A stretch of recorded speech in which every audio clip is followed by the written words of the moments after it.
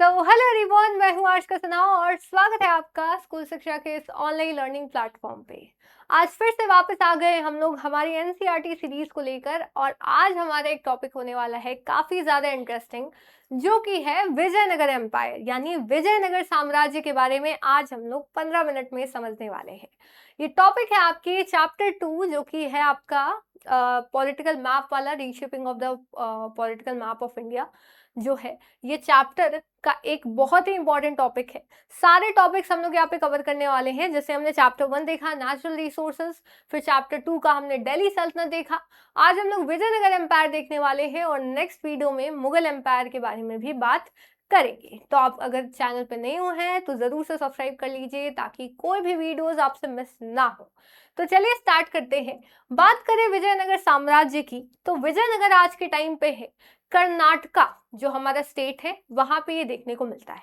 तो क्या ये विजयनगर के नाम से ही आज भी जाना जाता है? तो नहीं, इसका नाम आज के टाइम पे हम्पी है, जो वर्ल्ड हेरिटेज साइट में भी जो है इसका नाम लिखा गया है 1986 में ही। तो हम्पी नाम इसका पड़ा था क्योंकि यहाँ के लोग पंपा देवी की पूजा करते थे। पंपा देवी कौन है? पंपा देवी जो है वो लोकल गॉडेस थी, यहाँ की स्थानीय देवी थी, जिनको जोड़ा जाता है हमारी देवी पार्वती के साथ।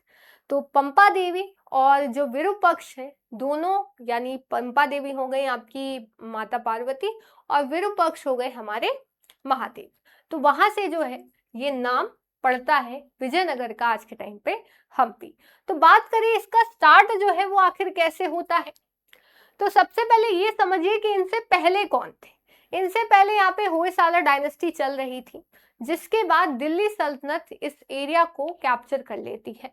मोहम्मद बिन तुगलक, जो कि तुगलक डायनेस्टी हमने पिछले लेक्चर में देखा था दिल्ली सल्तनत में, वो रूल कर रहा था।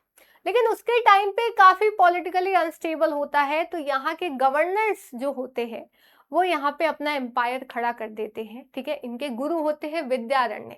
इनकी सहायता से ये लोग विजयनगर जो साम्राज्य है 1336 में एस्टेब्लिश करते हैं। ठीक है, कौन भाई होते हैं? हरिहर और बुक्का। ठीक है, हरिहर और बुक्का ये गवर्नर होते हैं मोहम्मद बिन तुगलक के अंडर में, और ये दिल्ली की अथॉरिटी को नकार देते हैं कि नहीं, हम जो है आपकी अथॉरिटी को नहीं मानते, हम अपना जो साम्राज्य है वो एस्टेब्लिश करेंगे। ठीक है, तो 14th सेंचुरी में, या मैं सीधा सीधा कहूँ 1336 ईस्वी में, ये लोग अपना जो एम्पायर है उसको एस्टेब्लिश करते हैं। ठीक है, आगे बात करें तो यहाँ पे हम्पी के बारे में, जैसे कि मैंने बताया कि हम्पी में बात की जाती है हरिहर और बुक्का दोनों की। ठीक है, इनके जो गुरु थे विद्यारण्य, उन्होंने इनको बताया था कि किस तरीके से साम्राज्य बनाना है।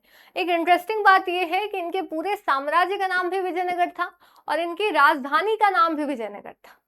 तो राजधानी विजयनगर में क्यों चुनी गई थी आपकी बुक में नहीं दी गई है, लेकिन बहुत ज़्यादा इंटरेस्टिंग जो है वो हमें लोक कथाएं सुनने को मिलती है कि जो विजयनगर का इलाका है वहाँ पे जो है वो देवी पार्वती ने यानी देवी पंपा देवी ने एक तरह से तपस्या की थी भगवान शिव, या मैं कहूँ विरूपक्ष देव को प्रसन्न करने के लिए। ठीक है, एक और कहानी हमें ये देखने को मिलती है कि जो आपके रामायण में है ना, जो आपके रामायण में जो पूरा का पूरा जो वानर सेना होती है ना, उनका जो साम्राज्य था वो वहीं पे माना जाता है। ठीक है, तो ये भी है बहुत ज़्यादा इंटरेस्टिंग, और साथ साथ जैन मंदिर भी काफ़ी ज़्यादा है, तो इसीलिए इनको कैपिटल जो है वो चुना गया था, ऐसा माना जाता है। ठीक है, चलिए, तो ये आपका पूरा का पूरा जो है वो हम्पी की गाथा हो गई।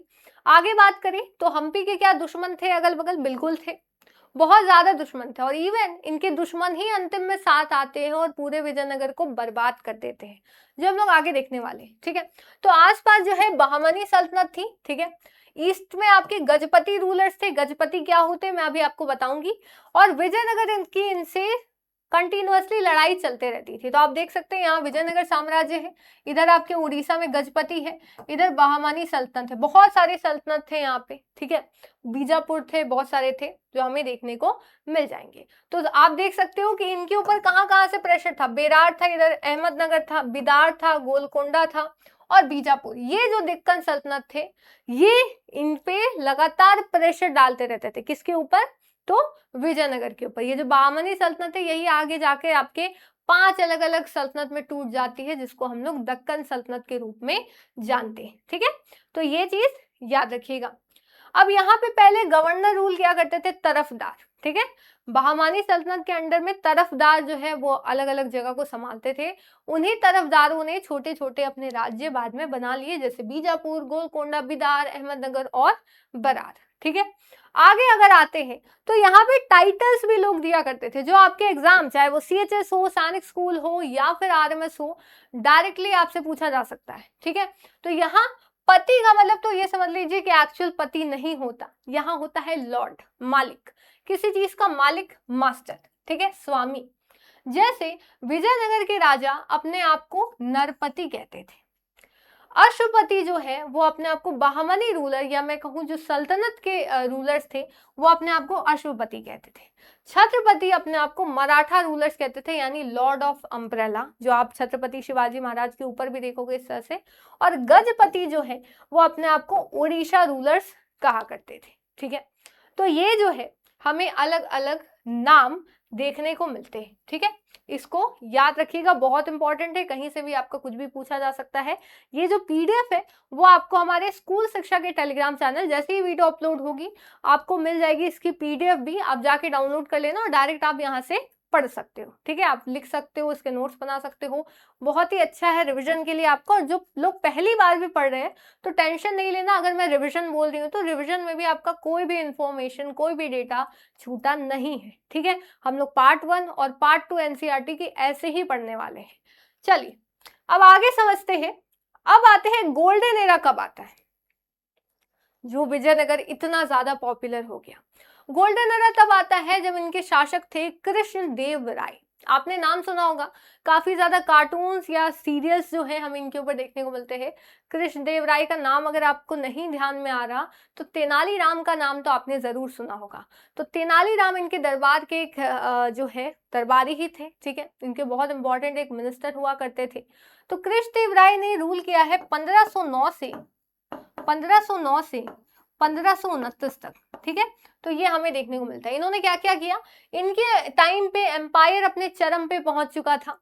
इन्होंने दक्कन के ऊपर पूरा का पूरा अपना शासन बना लिया था, और साथ साथ इन्होंने कल्चरल रेनाइसा, या कहे इतने ज्यादा इन्होंने बड़े बड़े मंदिर बनाए, और जो ऑलरेडी मंदिर थे उनके बड़े बड़े गोपुरम बनाए। गोपुरम बोले तो गेट, ठीक है, कि मंदिर से बड़ा गेट होता था अपनी शान और शौकत दिखाने के लिए, और मंदिर लोग दूर से ही देख पाए, इसलिए बड़े बड़े यहाँ पे गेट्स, या फिर मैं कहूँ गोपुरम, तो वो लगाए गए थे, ठीक है। आप यहाँ से देख सकते हैं। इनके बारे में बात करें, ये आपका सवाल जो है वो आया हुआ भी है पिछले साल सैनिक स्कूल में, ठीक है। ये संस्कृत, तेलुगु और कन्नड़ बहुत अच्छे से जानते थे, ठीक है। यहाँ के जो पोएट्स थे इनको इन्होंने रखा हुआ था, ये बहुत ज्यादा इंटरेस्टेड थे।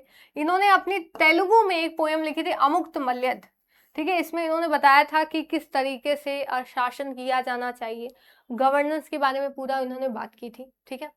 और इस पोएम में बताई जाती है, तमिल पोएट एक अंडाल है, उनकी कहानी जो है यहाँ पे बताई जाती है, और साथ साथ राजनीति कैसे की जाती है, गवर्नेंस कैसे किया जाता है, ये भी यहाँ पे इस पोएम में बताया जाता है, जो आपसे अच्छे से पूछ लिया जा सकता है, तो अच्छे से इसको याद रखना, ठीक है। फिर इन्होंने बहुत बड़े बड़े मंदिर बनवाए हैं, ग्रांट दिए हैं, दान दिए हैं, जैसे तिरुपति मंदिर जो आपके आंध्र प्रदेश में है, ठीक है। ये आपका विरूपक्ष मंदिर है। अब मैंने आपको तो कहा था भगवान विरूपक्ष कौन है, तो भगवान शिव को ही यहाँ पे कहा जाता है। यहाँ पे बड़े बड़े टेम्पल बनाए गए थे विजयनगर में, बड़े बड़े हमें पैलेसेस तो इतने सारे देखने को मिलते हैं, जैसे इसमें तो आपके डिटेल में नहीं दिया, लेकिन आप क्लास 12 की हिस्ट्री में जाओगे तो बहुत डिटेल में बताया गया है कि किस तरीके से बड़े बड़े मंदिर थे, ठीक है। ढेर सारे हमें पैलेसेस देखने को मिले हैं, लोटस महल देखने को मिला है, ऐसे ही आपको ढेर सारे बिल्डिंग्स यहाँ देखने को मिलते हैं। तो आप अगर कभी भी साउथ में घूमने जाना तो हम्पी जरूर जाना, और जो लोग अगर गए हुए तो कमेंट सेक्शन में मुझे जरूर बताइएगा। और हाँ, साथ साथ एक सवाल होमवर्क का, जो मैं हमेशा चैप्टर के बीच में पूछती हूँ, वीडियो के अंत में नहीं, ताकि मुझे पता चले कौन कौन वीडियो पूरी देखता है और अच्छे से देखता है। तो होमवर्क का सवाल आपका ये है, आपको बताना है कृष्णदेव राय कौन सी डायनेस्टी से बिलोंग करते थे। जैसे विजयनगर एम्पायर में 4 डायनेस्टीज आई हैं, अगर आपको नाम पता है आप नाम लिखो, बहुत अच्छी बात है, लेकिन बस मुझे इतना बता देना कि कृष्णदेव राय कौन सी डायनेस्टी से बिलोंग करते थे, ठीक है। कॉमेंट में जरूर बताना। आगे आते हैं विट्ठल टेम्पल। अब मैम विरूपक्ष हम जान गए कि भगवान शिव को कहते हैं, पंपा देवी देवी पार्वती को कहते हैं, तो ये जो विट्ठल है ये कौन है। तो विठल जो है, देव विठल, वो भगवान विष्णु को यहाँ पे कहा जाता है और इनका मंदिर भी है। ठीक है, ये मंदिर फेमस है महामंडप के लिए। आप देख सकते हैं ये जो एरिया है ये ना नीचे से टच नहीं होता, या इसको आप अगर बजाओगे ये जो जगह है तो इसमें से म्यूजिकल ट्यून्स निकलते हैं।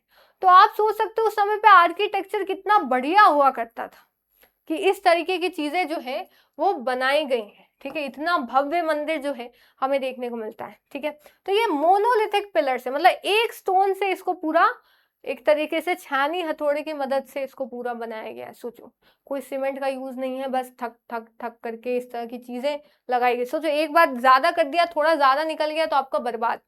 तो कितना प्रिसाइजली इसको बनाया गया होगा। जो आज के टाइम पे वो कला है बिल्कुल जा चुकी है, क्योंकि हम लोग बस एक नॉर्मल बिल्डिंग में अब शिफ्ट हो गए हैं, जबकि उस समय पे इस तरीके का आर्किटेक्चर हमें देखने को मिलता था। ठीक है, मैंने जैसे बताया यहाँ पे म्यूजिकल प्लेयर्स है, जब इनको जो है स्ट्रक किया जाता है, इस तरह से मारा जाता है, तो इसमें से म्यूजिकल जो नोट्स है वो निकलते हैं। इसी कारण से यहाँ पे इसको म्यूजिकल पिलर्स भी कहा जाता है। ठीक है, याद रखिएगा इसको। अब यहाँ ट्रेड की बात करें तो यहाँ पे काफी पुर्तगाली लोग जो है वो ट्रेड करने के लिए आते थे। ठीक है, यहाँ पे डोमिंगो पीज आए हैं, जिन्होंने बताया है रोम जितना बड़ा, पानी की नहरें, अनगिनत लोग, दुनिया का सबसे अच्छी सुविधाओं वाला शहर। सोचो, कोई पुर्तगाली जो यूरोप से आया है वो यहाँ पे कह रहा है। अब्दुल रज़ाक समरकंद जो पर्शिया से आया था, वो बताता है कि उसने इतनी सुंदर जगह आज तक कभी नहीं देखी। वो उतरते उसको लगता है कि वो स्वर्ग में आ गया। तो आप इमेजिन करिए कि बाहर के ट्रैवलर्स, बाहर के यात्री विजयनगर के बारे में ऐसा कह रहे हैं, तो आपका क्या मन नहीं होता कि वहां पे उस समय पे जाए। और इमेजिन करिए कितना सुंदर, कितना भव्य शहर हो सकता है कि लोग इस तरीके की बातें इस शहर के बारे में कर रहे हैं। ठीक है, तो ये ध्यान रखिएगा। अब आपका एक मंदिर है, उसमें हमें देखने को मिलता है सारे मंदिरों पे इस तरीके से कुछ कुछ इमेजेस बनाए हुए हैं, एलिफेंट और कैमल्स। ठीक है, सोल्जर्स बनाए हुए हैं, तो ये हमें देखने को मिलता है। कैवलरी बनाई हुई है, कैवलरी यानी घुड़सवार, इन्फेंट्री यानी पैदल सैनिक। तो उस समय हमें ये समझ में आता है कि उस समय पैदल सैनिक भी होते थे, घुड़सवार लोग भी होते थे। ठीक है, चलिए आगे चलते हैं। फिर आती है डेक्लाइन कैसे होता है, इतना बड़ा एम्पायर आगे जाके कैसे टूटता है। And the reason was battle of Talikota, जो लड़ाई होती है आपकी 1565 में। अब कैसे होती है इसको पहले समझते हैं। कृष्णदेव राय की बीमारी के कारण मृत्यु हो जाती है 1529 में। अब इनके बाद और भी जो है डायनेस्टीज आती है, अराविडो, ये सब, मतलब वो तो बाद में आएंगी। लेकिन हाँ, एक इनका दामाद था जिसका नाम था राम राय। क्या नाम था? राम राय। वो चीफ होता है। अब ये क्या सोचता है, जितने भी दक्कन सल्तनत है, जैसे बरार हो गया, बीजापुर हो गया, गोलकोंडा हो गया, एक काम करते हैं, इनको आपस में लड़वा देते। ठीक है, तो बुआ वाले काम थे इसके पूरे कि इन लोग को लड़ा देते, मैं आगे निकल जाऊंगा। ठीक है, नो ऑफेंस, ये बस मजाक की बात थी। ठीक है, तो यहाँ पे काम किए जाते हैं और सोचता है कि मैं आगे निकल जाऊंगा। लेकिन जब बाकी सल्तनतों को पता चलता है कि अरे ये तो हमें आपस में लड़वाना चाहता है, तो वो सब एकजुट होकर इसके ऊपर हमला कर देते हैं। एंड 1565 में ये पूरा का पूरा जो एम्पायर है वो खत्म हो जाता है। ठीक है, राम राय हार जाता है। तो ये जो पूरा का पूरा महान शहर था ये खाली कर दिया जाता है, नष्ट हो जाता है और खंडर में बदल जाता है।